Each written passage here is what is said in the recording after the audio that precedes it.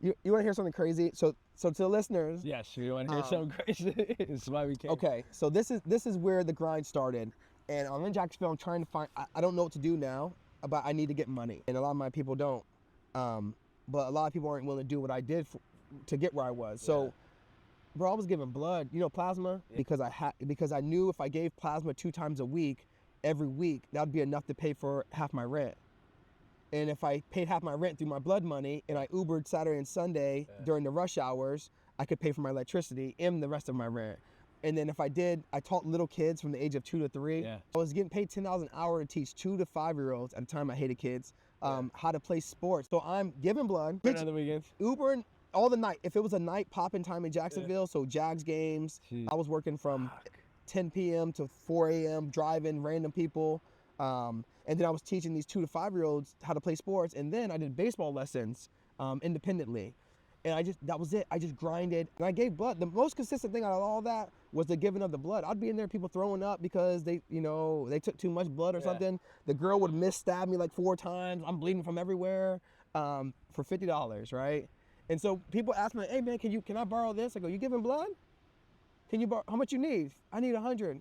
They'll give you $100 if you go down there and give plasma 2 times a week. No one's willing to do that. My wife, before she was my wife, I was using blood money. I call it blood money. I would show up she played at Mercer, so I drive up to Macon, Georgia. Okay. On my blood money and on my hustler money.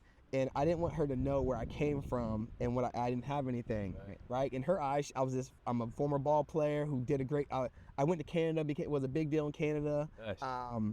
And so she was like, oh, it's stud. And then eventually my blood money came dry and I was like, hey baby, listen, I don't got no money. I got more plasma to give. I'm giving all my blood. I ain't got no more blood. Yeah. And she didn't hesitate. She was like, all right, well, my radiator blew on the way up to see her. And she was like, well, what can I do to help? And she was still in school. So I said, well, there's a blood bank right down the road. Like, if you're willing to give plasma with me, bro, this girl went to the plasma center with me in Macon, and we gave blood. She gave blood for me to get a down payment on my car. Wow. That's when you knew. Bro, that's when I knew. Yeah, and then when people ask for money, I'm like, no, I gave my blood money. Yeah. My wife gave her blood money. Yeah. And you just want my money. You want my blood money. So that's one thing. That's another one of those lows of lows. If you're giving out your blood, it was a good cause.